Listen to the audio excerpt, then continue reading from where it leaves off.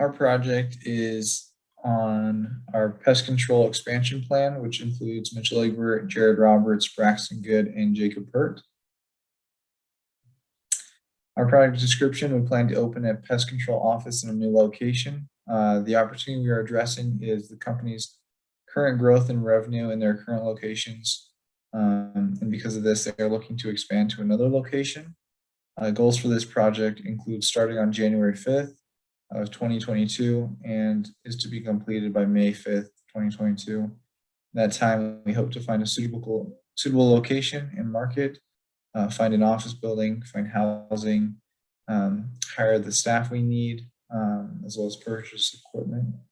Our budget for this is $500,000, and we will know when we reach the project's end, when all the goals are accomplished and the new office is self-sustaining with all the right people and equipment in place. This is our project charter. Our head sponsor, Bryant White, as well as our leader, Michael Scott, who's also the owner of this new branch that's being opened. As far as scope goes, it includes finding a location, hiring our technicians, hiring an office manager, head technician, find a place for the sales rep to live, and get all the equipment. And then out of scope would just be all the things that corporate covers, which is training manuals, the branding of the company, gears, logos, clothing worn by technicians, as well as finding investors and incentives for sales reps. And the risks and assumptions are the sales reps could back out and leave either when they get there to the new location or before, as well as a competing door-to-door company could move into the area, and that would make everything harder.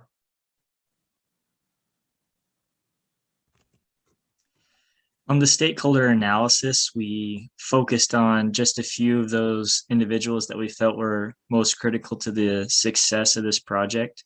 And beginning with Brian White, the sponsor, he has the most on the line where he is financing it. So that's why he is high on the scale on impact as well as power. And him, as well as Michael Scott, the owner, and John Smith, the head of sales and marketing, are very positive about this. They're excited. They see that this is a huge opportunity for the company to increase profit and in the process and increase their personal wealth. And there was just a couple of individuals that we were not sure how they were going to feel about it. Jim Franklin, the operations manager, he was kind of neutral when it was first introduced because it puts more work and responsibility on him. And in order to get him on board and excited about it, we addressed how important he was to the project, how critical of a role he would play, and that he would be compensated very well if the project was successful. And Mark Miles is the head salesman. So he doesn't really have a whole lot of power, but there's a huge impact on him in this. He's going to have to move, and that would involve taking his family and going to a new location. So that's a little bit of a hard thing for him, but to motivate him, we told him about the prospect of increased commissions and just how many sales he can make in a new location.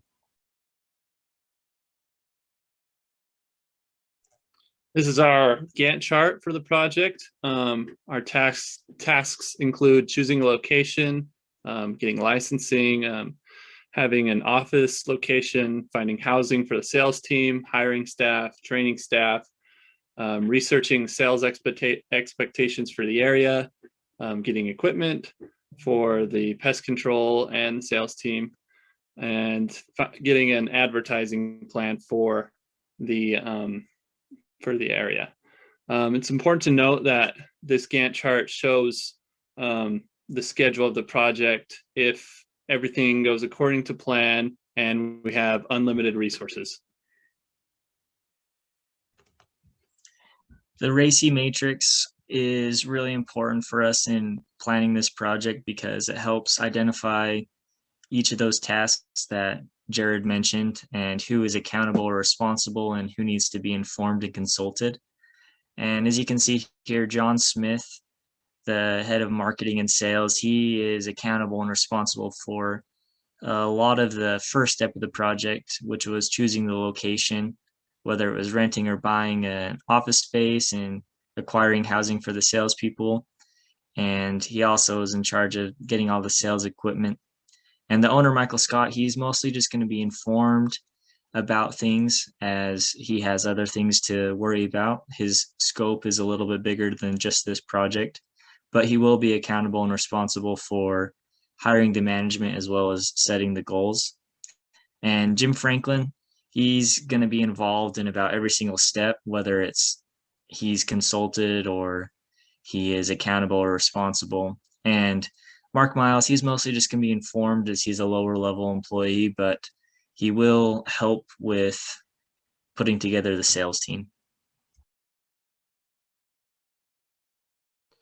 After looking at our RACI chart and our Gantt chart, we had to look at our resource constraints, the areas where our employees overlapped and weren't able to do our tasks on the critical path at the same time or the non-critical path. There are a few things that had to move. Luckily for us, many of our non-critical path activities had a lot of slack, so we were able to move them around to be able to remove those resource constraints. The biggest one, however, was task 6 and task 8. With training our employees and procuring equipment, we weren't able to move them around enough, so we had to extend our project by 2 weeks in order to overcome this resource constraint and be able to make our project work. This is our communication plan for the project. We found that the target stakeholders were Michael Scott, the owner, John Smith, who's working with sales and marketing, Jim Franklin, who's in charge of the operations, and Mark Miles, who's on the sales team. It's important to give status updates to Michael Scott, who's the owner, once a month, just so he has an idea of what's going on with the project, because he's the most invested in it. We decided to have weekly meetings with Jim Franklin and John Smith, since they are both heavily involved in the project, and we probably needed updates on how the schedule is going or what kind of resources we need moved around to keep the project on task and on schedule. And then Mark Miles will be researching and looking at a lot of the sales area. So he will be in touch with the project manager many times a week working on the project.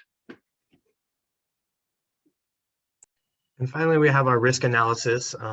We have our chart here comparing severity of the risks versus the probability of them happening.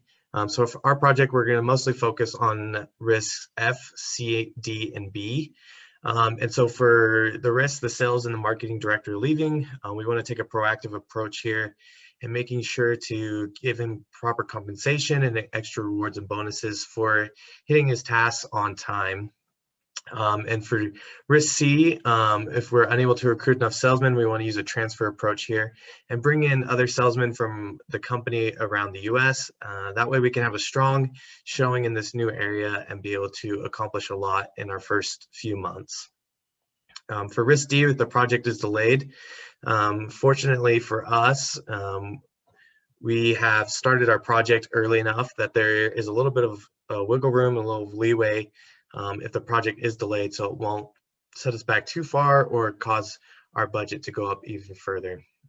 And then finally, for project B, if the city denies proper licensing, we will have two cities in mind and go through all the necessary steps to be prepared to apply for that licensing. And if our first one falls through, then we'll be ready to go to apply for the second city licensing.